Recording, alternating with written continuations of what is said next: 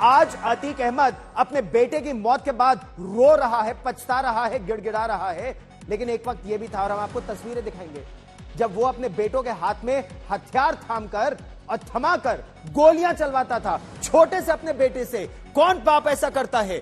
हर पिता चाहता है कि उसका बेटा डॉक्टर बने, इंजीनियर बने, कोई बड़ा आदमी बने। और यहां अतीक अहमद अपने बेटे के हाथ में बंदूक देकर गोलियां चलवा रहा था और आज रो रहा है।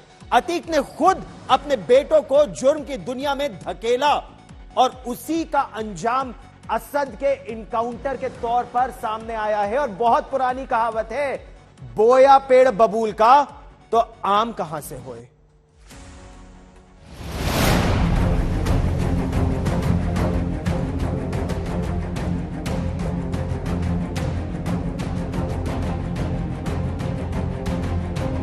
अतीक के बेटे असद का यही हश्र होना था।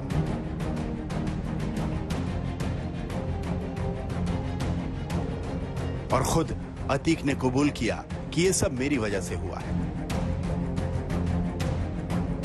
अतीक ठीक कह रहा है, कहावत भी है, बोया पेड़ बबूल का तो आम कहां से हो। बचपन में ही बेटों को बंदूक थमाया तो अब पछताने का क्या फायदा।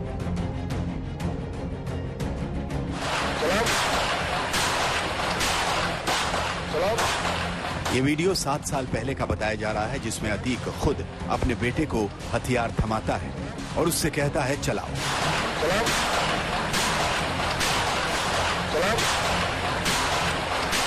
अतीक कहता है और असद धाए धाए गोलियां दागता चला जाता है। तब अतीक कहता था कि पिस्टल और माउजर बच्चों के खिलौने हैं, जिन्हें वो अपने मामा की खुशी में चला रहे थे। अतीक का वो बयान सुनिए।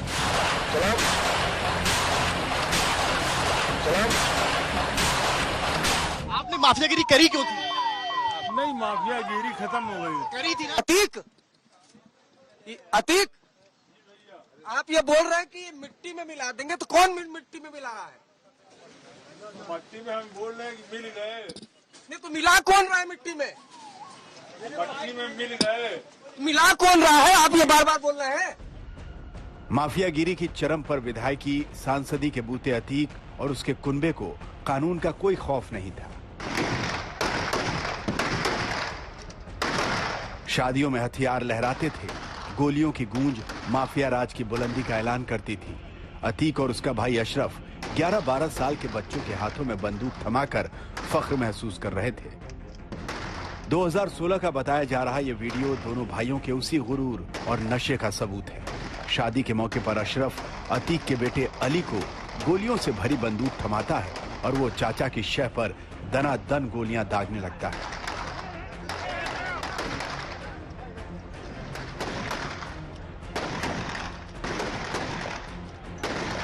अतीक के बेटों की मासूमियत तो बहुत पहले ही खत्म हो चुकी थी और अब उनमें से असद के मिट्टी में मिल जाने से वजूद भी खत्म हो गया। अब अतीक और अशरफ ने अपराध के अपने साम्राज्य की कमान अपनी अगली पीढ़ी को सौंपने की तैयारी शुरू कर दी थी।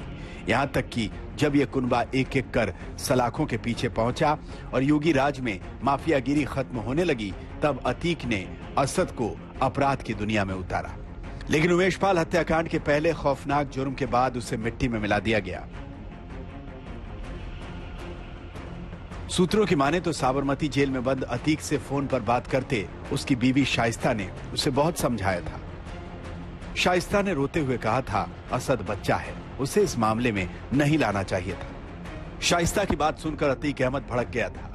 शाइस्ता को डांटते हुए कहा था, असद की वजह से 18 साल बाद चैन की नींद सोया हूं। उमेश ने मेरी नींद हराम कर रखी थी।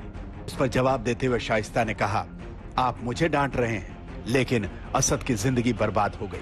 उसका जवाब देते हुए अतीक ने कहा था, असद शेर का बेटा है और शेरों वाला काम किया है।